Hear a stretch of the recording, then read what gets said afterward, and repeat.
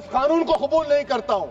तो महात्मा गांधी ने क्या किया, उन्होंने उस कानून को फाड़ दिया, तो मैं गांधी की तरह इस कानून को फाड़ता हूं। ये अनकॉन्स्टिट्यूशनल है सर। इस देश में झगड़े पैदा करने का काम बीजेपी करना चाहती है मस्जिद और मंदिर के नाम पर। जब भी ज़मीर और ज़र्फ का सौदा हो दोस्तों, जब भी ज़मीर और ज़र्फ का सौदा हो दोस्तों, कायम रहो हुसैन के इनकार की तरफ। मेरे मदरसे, मस्जिदों, खानखाहों को और दरगाहों को निशाना बनाया जा रहा है और ये हुकूमत सच्चाई को नहीं बयान कर रही है कि ये तरमीमी बिल से मुसलमानों का तहफ़्फ़ुज़, तरक्की और गुर्बत का खात्मा होगा। ये सरासर झूठ है। स्पीकर सर, मैं ये वक्फ तरमीमी बिल की मुखालिफत में खड़ा हुआ हूं। किसी एक शायर ने बड़ा अच्छा कहा था, जब भी ज़मीर और ज़र्फ का सौदा हो दोस्तों, जब भी ज़मीर और ज़र्फ का सौदा हो दोस्तों, कायम रहो हुसैन के इनकार की तरह। सर, ये वक्फ तरमीमी बिल भारत के गयूर मुसलमानों के ईमान पर, इबादत पर एक हमला है। नरेंद्र मोदी की हुकूमत ने इस मुल्क की सबसे बड़ी अक़लियत के खिलाफ एक ऐलान जंग कर दिया और ये जंग ना सिर्फ मेरे जिस्म पर है, बल्कि मेरी आज़ादी पर, मेरी समाजी और माशी मार्जिनलाइजेशन पर है, मेरी शहरियत पर है। मेरे मदरसे, मस्जिदों, खानखाहों को और दरगाहों को निशाना बनाया जा रहा है और ये हुकूमत सच्चाई को नहीं बयान कर रही है कि ये तरमीमी बिल से मुसलमानों का तहफ़्फ़ुज़, तरक्की और गुर्बत का खात्मा होगा। ये सरासर झूठ है। सर, अगर आप आइन के आर्टिकल 14 को देखेंगे तो उसमें लिखा हुआ है इक्वल प्रोटेक्शन। अब आप देख लीजिए सर कि हिंदू, सिख और जैन को और बौद्ध को उनके एंडोमेंट में तहफ़्फ़ुज़ मिलेगा क्योंकि उनका एंडोमेंट बाय यूजर बरकरार है और उनका एडमिनिस्ट्रेशन उनके हाथ में होगा कि गैर हिंदू या गैर उनके मजहब का आदमी दान भी दे सकता है उनके लिए, और एंडोमेंट बोर्ड का तहफ़्फ़ुज़ भी मिलेगा क्योंकि उसके ऊपर ओवरराइडिंग क्लॉज अप्लाई नहीं होगा, लिमिटेशन का कानून उस पर अप्लाई नहीं होगा। उसके बरक्स ऑपोजिट आप देख लीजिए, मुस्लिम वक्फ को वक्फ बाय यूजर निकाल दिया गया। एक मुस्लिम वक्फ की जायदाद पर कब्जा होगा, लिमिटेशन लगेगा तो जो एनक्रोचर है, जो खाबिज है, वो रातों रात मालिक बन जाएगा और एक गैर मुस्लिम वक्फ बोर्ड को एडमिनिस्टर करेगा। ये आर्टिकल 14 के इक्वल प्रोटेक्शन का वायलेशन। अब आर्टिकल 14 में सर इक्वालिटी बिफोर लॉ भी है और उसका कैसा वायलेशन हो रहा है कि कोई आर्बिट्ररी स्टेप नहीं ले सकता और कोई भी ऑफिशियल किसी भी तरीके से गलत आर्बिट्ररी फैसला नहीं लगा। यहां पर आप एक डेजिग्नेटेड ऑफिसर को रखकर वो फैसला लेगा कि ये जायदाद वक्फ की है, गवर्नमेंट की है। क्या ये प्रिंसिपल्स ऑफ नेचुरल के खिलाफ नहीं है जिसका तकर्रुर एग्जीक्यूटिव करती है? ये हमारे theory of separation of powers, Bharat के आइन का बेसिक स्ट्रक्चर का हिस्सा है। क्या इसका वायलेशन नहीं है? सर, आर्टिकल 25 का वायलेशन कैसे है कि आप मुसलमानों से वक्फ बाय यूजर छीन रहे हैं और फिर आप कर्ब कर रहे हैं वक्फ वाल औलाद को, मगर वहीं पर दूसरे धर्म के मानने वालों को उनके मजहब पर चलने की पूरी इजाजत है। लफ्ज जो आर्टिकल 25 में इस्तेमाल हुआ सर, वो इक्वली एंटाइटल्ड, यहां पर मुसलमानों के इक्वल एंटाइटल्ड नहीं हो रहा। अभी हम गृह मंत्री का, वजीर दाखिला का यहां पर उनका हमने तकरीर सुनी, यहां पर वो ये कहते हैं वजीर दाखिला, शायद वो कटमुल्ला की जबान ना कह दें, वजीर दाखिला कहने पर वजीर दाखिला ने अपने बयान में कहा कि बोर्ड और काउंसिल जो होगा वो माने वक्फ इस्लाम से अलग है। सर, अगर ये बात सच है आपकी तो फिर आपको यह कानून बनाने की जरूरत ही नहीं है। आप एक नॉन स्टैट्यूटरी बॉडी बना दीजिए। ये जो कानून बन रहा है ना सर, ये आर्टिकल 26 इसका सोर्स है और आर्टिकल 26 जब इसका सोर्स है तो आर्टिकल 26 का ABCD क्या कहता है कि रिलीजियस डिनोमिनेशन को अपने मजहब के अफेयर्स खुद चलाना, मूवेबल इमूवेबल प्रॉपर्टी को लेना और एडमिनिस्टर करना। जब हिंदू धर्म को, बौद्ध धर्म को, सिखों को यह राइट दिया गया है तो आप कैसे मुसलमानों से छीन रहे हैं? तो ये आर्टिकल 26 का ग्रेव वायलेशन है। तो सर, अब वक्फ बाय यूजर का मामला देखिए, मिनिस्टर साहब ने कहा कि एंक्रोचमेंट हो रहा है, 17,000 एंक्रोचमेंट हुए हैं। तो यही नरेंद्र मोदी की हुकूमत ने 2014 में उस वक्त के मंत्री ने एक वक्फ properties eviction of unauthorized occupants bill को इंट्रोड्यूस किया आपने विड्रॉ कर लिया 2024 में उसको। क्यों विड्रॉ किया सर आपने? जब आप मान रहे थे कि एंक्रोचमेंट हो रहा है तो आपने बिल को विड्रॉ कर लिया। अच्छा सर, अब वक्फ बाय यूजर को आपने निकाल दिया। माने कंडीशन क्या लगाए कि अगर उसमें डिस्प्यूट होगा और गवर्नमेंट प्रॉपर्टी होगी। सर डिस्प्यूट तो है। मिसाल के तौर पर मोहिबुल्लाह साहब जिस मस्जिद के इमाम है, पार्लियामेंट के सामने मस्जिद है सर, 123 प्रॉपर्टीज में मस्जिद है, डिस्प्यूट चल रहा है।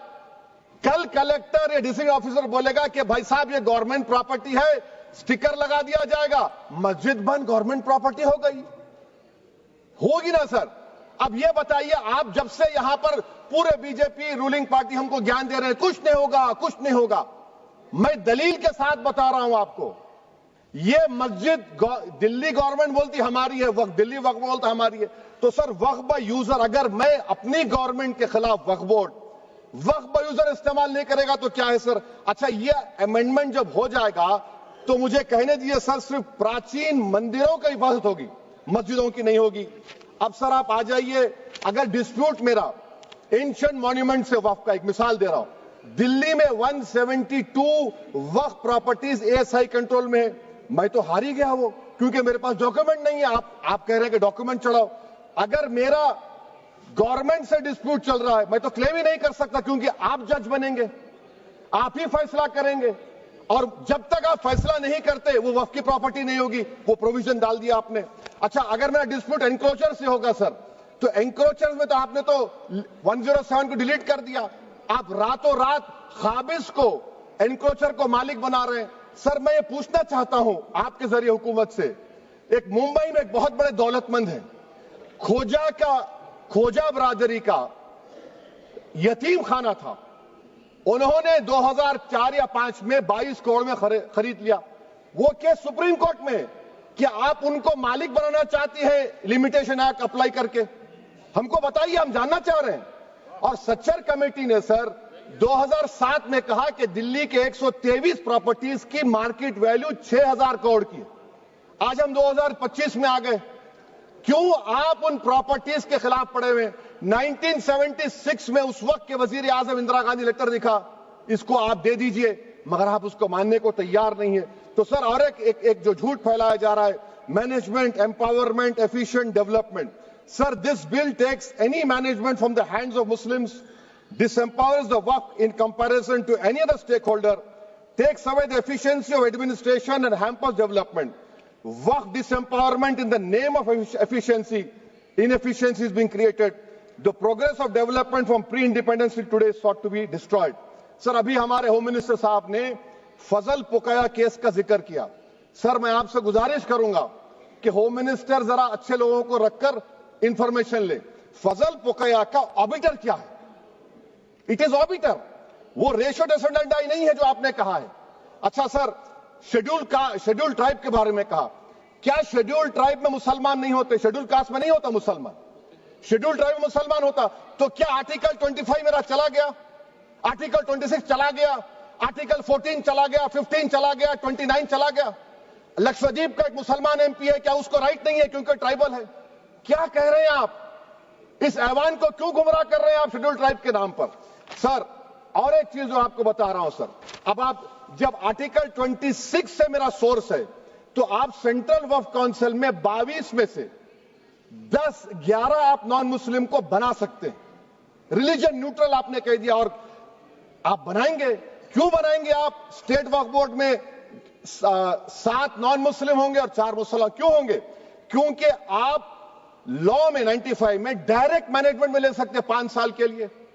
आप वक्फ बाय यूजर को आप कलेक्टर डिस्ट्रिक्ट ऑफिसर बोलेगा ये वक्फ की प्रॉपर्टी नहीं है, तो वो वक्फ बोर्ड खामोश बैठ जाएगा, कुछ एक्शन ही नहीं लेगा, क्योंकि वो आपके प्यादे हैं। अच्छा, जब आप नॉमिनेट करेंगे सर मैं मोदी गवर्नमेंट के खिलाफ नो कॉन्फिडेंस ला सकता हूं, मगर वक्फ बोर्ड का चेयरमैन जो नॉमिनेट होगा उसके खिलाफ नो कॉन्फिडेंस नहीं ला सकते, हम बिल्कुल नहीं ला सकते। क्या मजाक है बताइए आप? ये डेमोक्रेसी है? नॉमिनेट भी स्टेट गवर्नमेंट करेगी, वो अगर डिक्टेटर बन जाएगा जैसा आज भारत में हो रहा है तो वो भी नहीं हटेगा। कम से कम यहां पर तो इलेक्शन है, वहां पर तो आप 5 साल झेलते रहो उसको। अच्छा सर, अब ये जो क्लॉज 11 और क्लॉज 9 आप 16AA से देखिए, where the qualification of the members of the board has been limited only to 3 categories contained in 14(1)(c). Intention is very clear that the majority is to be packed with non-Muslims. So who will defend my interests, sir? If I cannot depend on the State Waqf Board, Central Waqf Council, which are going to comprise non-Muslims, this in itself is a clear violation of Article 26, 14 and 15, sir. अच्छा sir, CO पहले 95 act में था कि word मुस्लिम, आपने गायब कर दिया उसको। अरे आखिर क्यों इतनी नफरत है आपके लफ्ज मुसलमान से? अच्छा फिर क्या कह रहे हैं आप कि ये भी आर्टिकल 26 का वायलेशन है। सब जितने हिंदू धर्म के प्रॉपर्टीज है, सिख धर्म के हैं, बौद्ध के हैं और आपके जैन के, वहां पर उन्हीं के मजहब का ऑफिसर होगा। और कहां पर नहीं होगा? वक्फ बोर्ड में। वक्फ board is a pure religious institution, इसको समझने की जरूरत है। तो आप ये कर दे रहे हैं सर। अच्छा सर, आप देखिए, अब आप आ जाइए ये ट्राइब्यूनल पर। मुझे समझ में नहीं आया सर कि हमारे होम मिनिस्टर वजीर दाखिला ने क्या कह दिया कि 2013 का जो कानून है वो नहीं बनता तो हम नहीं लेके आते। मैं बड़े अदब के साथ उनसे पूछना चाह रहा हूं कि क्या उस वक्त राजनाथ सिंह साहब, अडवाणी साहब, हमारी लेट सुषमा स्वराज, ये बड़े बड़े नेता यहां बैठे थे? आपने यूनानिमस उस कानून को पास करवा दिया। कीर्ति आजाद थे उस वक्त, अब यहां बैठे हैं वो टीएमसी में। आज तो क्या आप गलत थे या वो गलत थे? हमको बता दीजिए, आप बता दीजिए। क्योंकि अगर अडवाणी आपके लिए बहुत बड़ा नेता है, मेरे लिए नहीं हो सकते, आपके लिए आपने पद्मश्री दिया उनको। मोहतरमा सुषमा स्वराज की जबरदस्त तकारीर का मैं कायल हूं, वो बैठकर उस 2013 को यूनानिमस पास कर दिए। मुझे कंफ्यूजन है कि क्या अमित शाह, नरेंद्र मोदी बड़े हैं या अडवाणी बड़े? आपके लिए आप तय कर लीजिए। अच्छा सर, बार आपके tribunal sir, railway Clements tribunal, NGT tribunal, income tax, वैसे 14-15 ट्राइब्यूनल है। हिंदू का ट्राइब्यूनल, सबका अपील नहीं होती, रिव्यू होता है। हम गृह मंत्री सरकार करिए कि नहीं, रोक दिए, कैसे रोक लगाते हैं? रिव्यू अपील में तो फर्क होता है ना सर। आप ही कह रहे हैं कि पूरे कोर्ट में बैकलॉग है और आप अपील कर रहे हैं। अच्छा सर, रिटायर्ड डिस्ट्रिक्ट जज 95 में सिटिंग डिस्ट्रिक्ट जज था, जो एडमिनिस्ट्रेटिव कंट्रोल था सीजीआई साहब, उसको निकाल दिए। अच्छा सर, आप अभी हमारे मंत्री साहब ने कहा trust, sir Shri Sai Baba trust 2004, वो ये कहता है जो ऑफिसर उसमें काम करता उसको साई बाबा का डिवोटी होने चाहिए और उसको डिक्लेरेशन लिख के देना पड़ेगा। यहाँ पर हो रहा तो यहाँ पर क्यों नहीं होगा? अच्छा सर, आप फिर देख लीजिए, ये कहते हैं, ये आपका हो गया सर। हाँ, अब अमित शाह साहब ने सेक्शन 2A के बारे में कहा और उन्होंने इस बात का इकरार कर लिया कि दाऊदी बोहरा के लिए ये बनाया गया है। मगर मैं आपके जरिए से गवर्नमेंट से पूछना चाह रहा हूं, आपने तो उस प्रोवाइजो में दाऊदी बोहरा का नाम ही नहीं लिखा, आपने उनको भी थैंक यू कर दिया, उनका नाम क्यों नहीं लिखा आपने? और सर, और गवर्नमेंट क्या कर रही है? आप मुस्लिम समाज में जो बेकार किस्म के लोग हैं उनको एक रास्ता बना रहे हैं, एग्जिट दिखा रहे हैं कि तुम्हें वक्त से बचना है तो तुम्हें ट्रस्ट बना लो। ये क्या कर रहे हैं सर आप? कम से कम उन दाऊदी बोहरा को आप दे देते। अच्छा sir, clause 3V section 36 clause 18 देख लीजिए। Oral Waqf, oral appointment has sought to be discontinued even though it is recognized practice in Islam. Muslim personal law has recognized oral waqf and 1937 Shariat Application Act. Sir, आप clause 39 पर आ जाइए। 5 साल के लिए मुसलमान, मैं किरण रिजिजू से पूछना चाहता हूं सर, दाढ़ी रखे तो मुसलमान प्रैक्टिसिंग है या क्लीन शेव आपकी तरह है? तो बताइए हमको, प्रैक्टिसिंग क्या होगा? अच्छा, किसी को पकड़ के मॉब लिंच कर दिया और बोले कि JSR का नारा लगाया, और वो JSR का नारा लगाया तो क्या मुसलमान रहेगा? नहीं रहेगा। या फिर देश के प्रधानमंत्री ने कहा था कपड़े देखकर पहचानो, तो क्या कपड़े देखकर आप कह देंगे? अच्छा, अगर कोई क्रिश्चियन हिंदू धर्म कबूल करता है तो क्या वो मंदिर को दे सकता प्रॉपर्टी? फिर भारत के संविधान में आर्टिकल 300 क्यों है सर? राइट टू इक्वालिटी क्यों है? फ्रीडम ऑफ रिलीजन क्यों है? 5 साल कहां से लाएंगे? अच्छा सर, और एक चीज सर, और एक चीज मैं आपको बोल के खत्म कर दूंगा सर। इस बिल में वक्फ औलाद का सर, इसमें आप देखिए clause 432, the creation of waqf al-awlad shall not result in denial of inherent rights to heirs, including women heirs or the waqif or any other right of person. Sir, ये article 25 का violation है। शरीयत application act 37 का violation, article 300A का violation है। अच्छा, हिंदू धर्म में सेल्फ एक्वायर्ड प्रॉपर्टी को एक हिंदू, अब उसके फर्ज के 2 बच्चे हैं, वो एक को अपनी पूरी दौलत दे सकता है, कोई रोक टोक नहीं है। वो कहेगा नहीं मैं घर के बच्चों को नहीं दूंगा, मोहल्ले के गरीब को दे दूंगा, वो भी कोई रोक टोक नहीं है। वहां पर आपको बच्चों की फिक्र नहीं है। जब मैं अपनी प्रॉपर्टी को अल्लाह को मालिक बनाकर दे रहा हूं, आप कह रहे बच्चों की फिक्र नहीं है। इतनी मोहब्बत आप बिल्किस बानो से दिखा देते तो आपके लिए दुआएं देती आपके लिए। तो सर आप दूसरी बात आप देख लीजिए सर, आखिरी बात कहकर मैं अपनी बात को मुकम्मल कर रहा हूं सर। नहीं खैर मैं मुकम्मल कर रहा हूं, स्पीकर साहब बहुत टाइम दे दिए। सर आप देखिए, इसमें अमित शाह साहब बोले कि इतनी प्रॉपर्टीज का कब्जा हुआ, चोरी हुई, ये हुआ। सर क्लॉज 2652A सेक्शन, अगर कोई प्रॉपर्टी बेचता है 2 साल की सजा थी, आपने क्या कर दिया, उसको 6 महीने कर दिया। नॉन अवेलेबल था, आपने अवेलेबल कर दिया। सेक्शन 40 की बात करते हैं। सेक्शन 40 में सर हमको जो ज्वाइंट वर्किंग कमेटी का जो नोट्स दिए, उसमें मिनिस्ट्री ऑफ माइनॉरिटी अफेयर्स ने कहा कि 30 साल में 515 केसेस सेक्शन 40 के, और सिर्फ 8 लोग कोर्ट को गए। वक्फ यूजर का कानून तेलंगाना आंध्रा में है, सेक्शन 40 का कानून तमिलनाडु 63 है, आंध्र प्रदेश में 43 है।